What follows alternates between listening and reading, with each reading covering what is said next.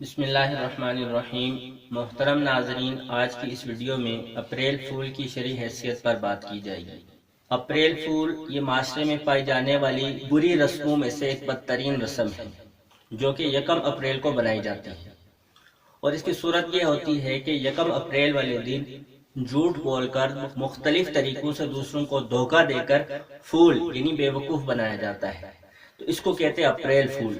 مثلا یکم اپریل والے دن کسی کو خبر دی گئی کہ بھائی تمہارے کسی عزیز کا حادثہ پیش آیا ہے اور وہ ہسپتال پہنچ گیا ہے۔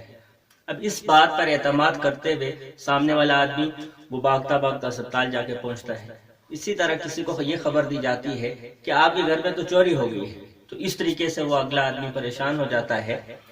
اور پھر یا کسی کو یہ خبر دی جاتی ہے کہ تمہارے گھر مہمان آنے والے ہیں، تو وہ اس کی خبر پہ اعتماد کرتے ہوئے مہمانوں کے لیے کھانے کا انتظام کرتا ہے۔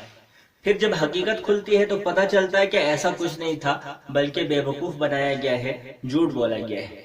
اور پھر ایسے آدمی سے جسے بے وقوف بنایا گیا ہوتا ہے تو اسے کہتے ہیں کہ اپریل فول، اپریل فول، کہ یہ اپریل کے مہینے میں اس کو ہم نے فول بنایا یعنی بے وقوف بنایا۔ اب جو بندہ جتنی زیادہ چالاکی کے ساتھ دوسرے کو بے وقوف بناتا ہے تو وہ اپنے آپ کو اتنا ہی زیادہ سمجھدار سمجھتا ہے، حالانکہ اس فول کو اس بات کا اندازہ نہیں ہے کہ وہ اس کے ذریعے سے اپنی آخرت کو برباد کرنے کی کتنی بڑی بھول کر رہا ہے۔ محترم ناظرین، اپریل فول کی یہ رسم بد ہمارے معاشرے میں یہ مغرب سے آئی ہے، اور یہ اپریل فول کی رسم کئی بڑے گناہوں کا مجموعہ ہونے کی وجہ سے ناجائز ہے۔ اب اس رسم میں کون کون سے گناہ پائے جاتے ہیں؟ پہلا گناہ جو اس میں پایا جاتا ہے وہ جھوٹ کا ہے، کہ یکم اپریل کے دن یہ پوری دنیا میں جھوٹ کا گویا کہ عالمی دن ہے، کہ اتنی کثرت سے اس دن میں جھوٹ بولا جاتا ہے، شاید سال کے کسی اور دن میں نہ بولا جاتا۔ اور پھر محض جھوٹ نہیں بولا جاتا بلکہ اسے جائز سمجھ کر بولا جاتا ہے۔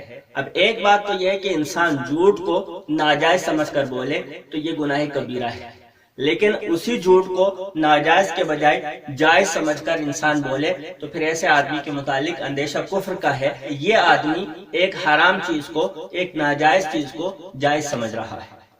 اور جھوٹ کی برائی اور مذمت کے لیے اتنی بات کافی ہے کہ قرآن مجید میں اس عمل پر لعنت وارد ہوئی ہے کہ لعنت اللہ علی الکاذبین، کہ جھوٹوں پر اللہ کی لعنت ہے۔ اور ایسے امام بخاری رحمۃ اللہ علیہ نے بخاری شریف کتاب الادب میں ایک حدیث ذکر کی ہے کہ ان الکذب یہدی الی الفجور، کہ جھوٹ بولنا انسان کو گناہ کی طرف لے جاتا ہے، وان الفجور یہدی الی النار، اور گناہ انسان کو جہنم لے جاتا ہے۔ پہلی خرابی جو اس رسم میں پائی جاتی ہے وہ جھوٹ کا گناہ ہے۔ دوسری خرابی جو اس رسم میں پائی جاتی ہے وہ خیانت ہے۔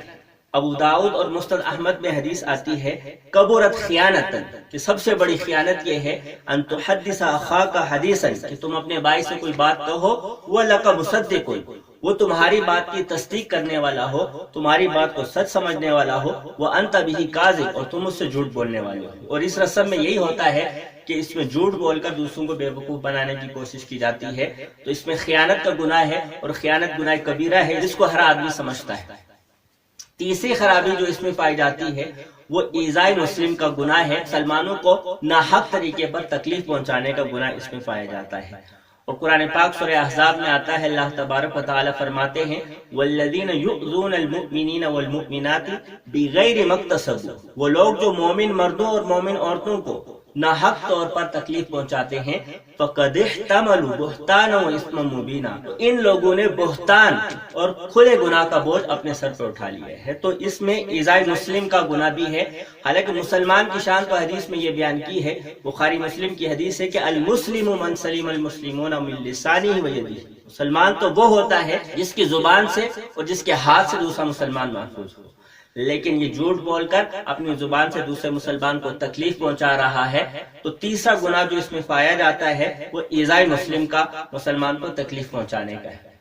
چوتھا گناہ جو اس میں پایا جاتا ہے وہ دھوکے کا ہے، کہ جھوٹ بول کر دھوکہ دیا جاتا ہے۔ یہ کہا گیا کہ حادثہ ہوا ہے حالانکہ حادثہ نہیں ہوا، یہ کہا کہ مہمان آ رہے ہیں حالانکہ مہمان نہیں آ رہے، تو دھوکہ ہے۔ اور دھوکے کے متعلق مسلم شریف میں حدیث آتی ہے من غشنا فلیس منا، یعنی جو ہم کو دھوکہ دے، مسلمانوں کو دھوکہ دے، وہ ہم میں سے نہیں ہے۔ تو اس میں دھوکے کا گناہ بھی ہے۔ اسی طرح اس اپریل فول کی اس رسم بد میں पांचवा बड़ा जो गुनाह कबीरा पाया जाता है कि इसमें अल्लाह के बागियों के साथ, अल्लाह के नाफरमानों के साथ, अल्लाह के सरकशों के साथ मुशाबत लाजिम आती है। और अबू दाऊद वगैरह में हदीस आती है कि मन तशब्बह बिकौमिन फहुव मिनहुम, क्या आप अलैहिस्सलाम ने फरमाया कि जो किसी कौम की मुशाबत इख्तियार करेगा वो उन्हीं में से होगा।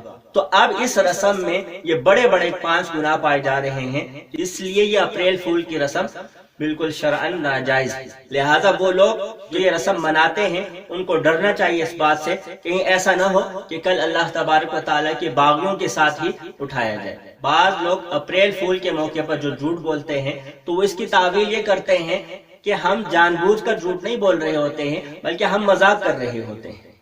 तो अच्छे से समझ ले जरा इस बात को भी कि शरअन मजाक में भी झूठ बोलने की शरीयत में इजाजत नहीं है। हदीस में इस बात को मना किया गया है, मजाक में भी झूठ नहीं बोल सकते हैं। और फिर ऐसा झूठ कि जो किसी की जान ले ले तो उसकी कैसे इजाजत दी जा सकती है, भले वो मजाक में ही क्यों ना बोला गया। चुनाचे उर्दू पॉइंट की एक खबर के मुताबिक सन 2008 में एक वाकया पेश आया। पंजाब के एक 70 साल आदमी को ये इत्तला दी गई कि अकोड़ा में उसके बाइक एक्सीडेंट हुआ है जिसमें उसका इंतकाल हो गया है। अब ये आदमी अकोड़ा जाने के लिए निकला और परेशानी की वजह से दिल का दौरा पड़ा और मर गया। वो तो बाद में पता चला ये जो उसके बाइक के हादसे की और मौत की जो खबर दी गई थी ये अप्रैल फूल था, हकीकत में कोई हादसा पेश आया ही नहीं, तो एक इंसान की जान चली गई। तो मजाक में भी ऐसे झूठ बोलने की इजाजत नहीं है जो दूसरों को परेशान करने का और दूसरों को खौफ में मुब्तला करने का जरिया हो। अबू दाऊद शरीफ में हदीस आती है, आप अलैहिस्सलाम ने फरमाया कि ला यहिल्लु लिमुस्लिमिन अन युरब्बिया मुस्लिमन, हलाल नहीं किसी मुसलमान के लिए कि वो दूसरे मुसलमान को खौफजदा करे।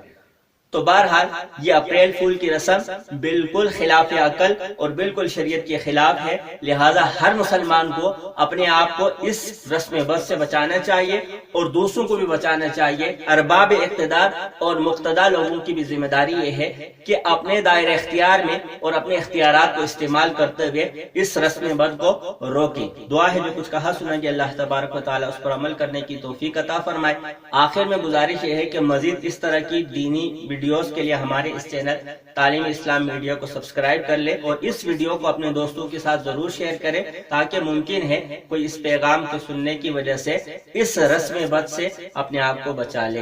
व आखिर दावाना अनिल हम्दुलिल्लाहि रब्बिल आलमीन।